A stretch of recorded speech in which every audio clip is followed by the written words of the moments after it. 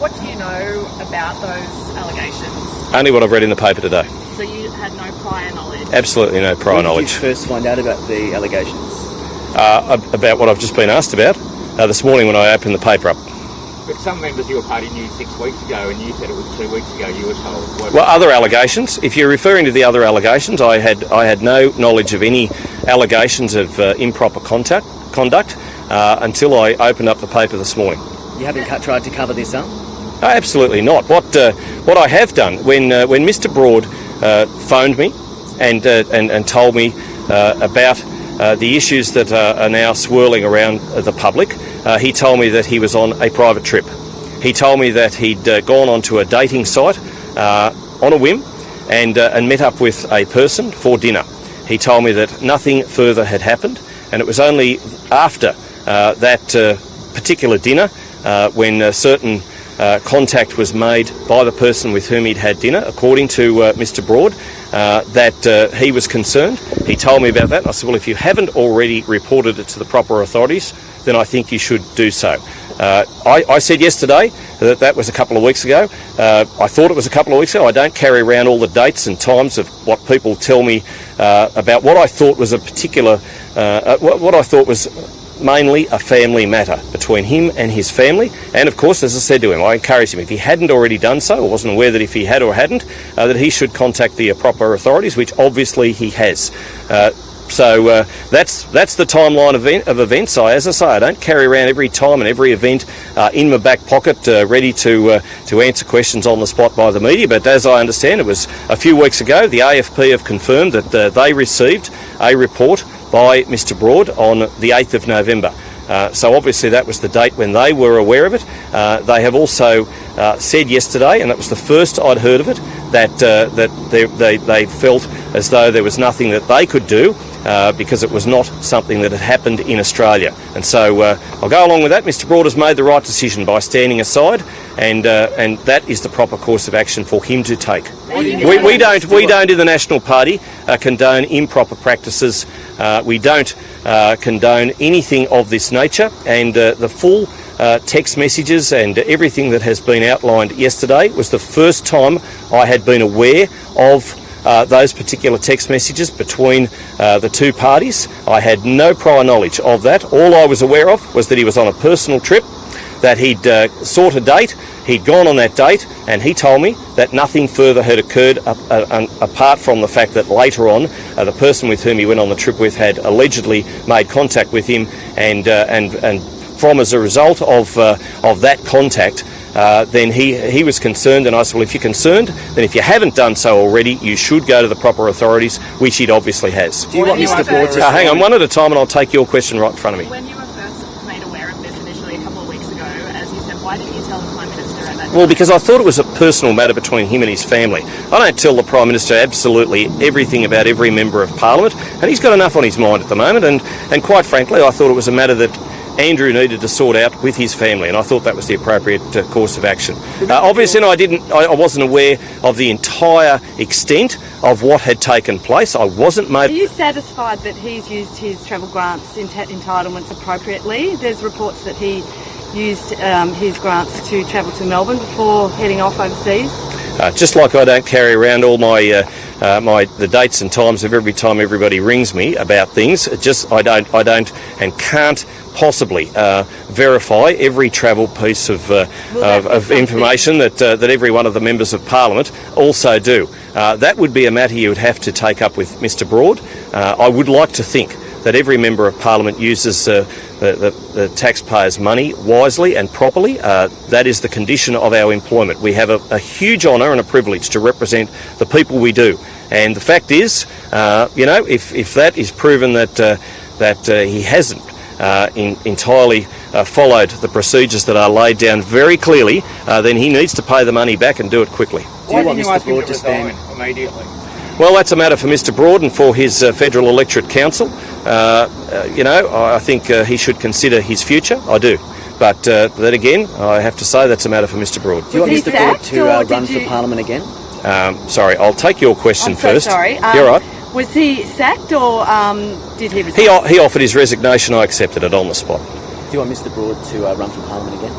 Well, look, I think he needs to work out whether that is entirely his future. I think he's got more concerns at the moment with, sorting out his own personal issues. I would like to think that somebody who is going to represent the National Party is entirely focused on the people we serve. I know Kevin Hogan does that. I know I do that. I know if Ben Franklin gets elected, the people that we serve, the regional people who need better services, better infrastructure, lower taxes, lower power prices, they're the sorts of things that I want my members focused on.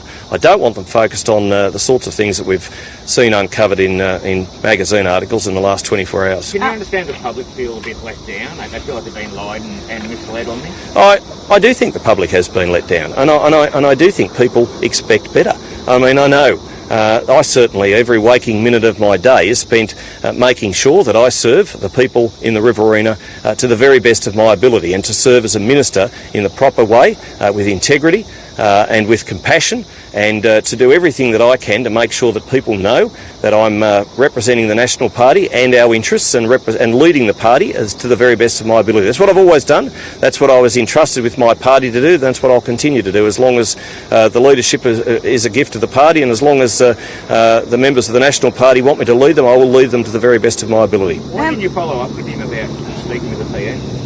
Sorry? Why didn't you follow up with him about the fact that had he spoken to the PM about Well, because it was a matter of ongoing. He reported the matter to the AFP, and I felt, well, that's a matter for the AFP. If they find anything untoward, which obviously they haven't, then that is entirely a matter for the AFP. And if something comes of that, well, something comes of it. Otherwise, I thought it was a matter for him and his family to sort out.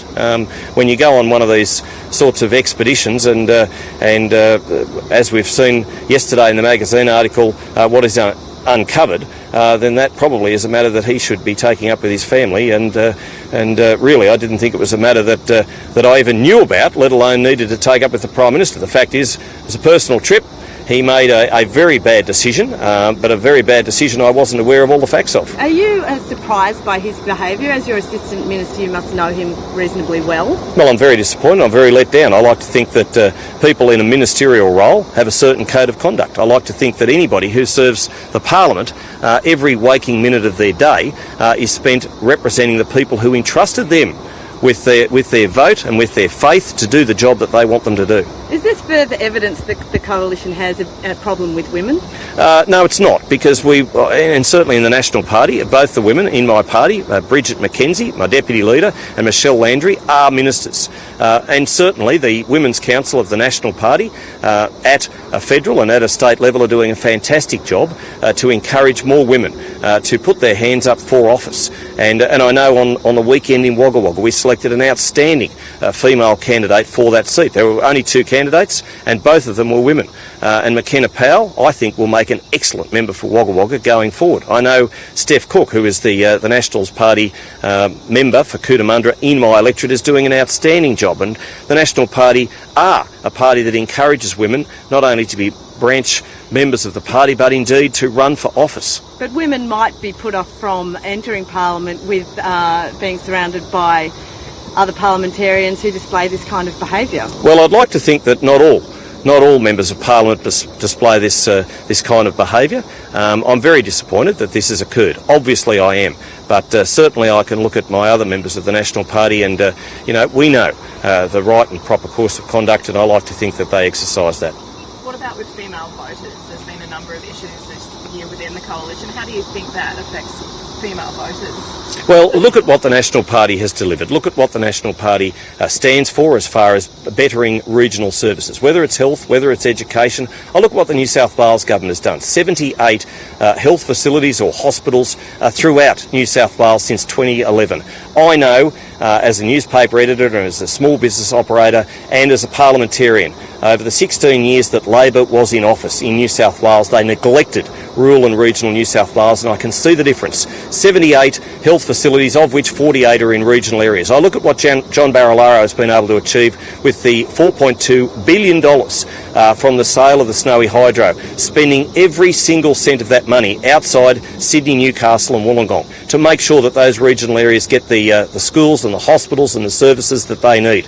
And I look at what we've done federally as well. Lowest tax rate for 78 years, helping a lot of small businesses, many of them run by women, many of them bright, entrepreneurial businesswomen doing fantastic things, not just domestically, but globally, making taking full advantage of those free trade arrangements that we've been putting into place, but also, generally we've been a very, very good government for all people, and I'm really disappointed that these sorts of things are an unnecessary distraction from the overall message that we have, and that is that we have been a very good government. And I know that the media, I used to be a journalist once, and I know how the media loves this sort of material, but I want to make sure that the public knows that this is not widespread and across the case. I want to make sure that the public knows that this is unfortunate, that I have acted, and that the right course of action has been taken. People are saying you should resign over this. McCormack. Who, I should resign? Yeah. Well, I don't know why anybody want to think that I should resign. I've made the right course of action. Indeed, Andrew Broad has taken the right course of action. I'm doing a very difficult job dealing with this over the last 48 hours with the staff member and then the Member of Parliament.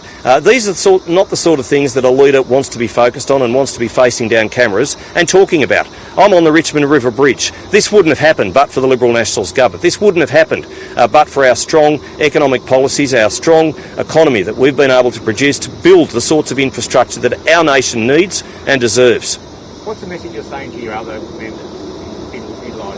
What are you saying to them? Well, make sure we focus on the real things, and that is the people we serve.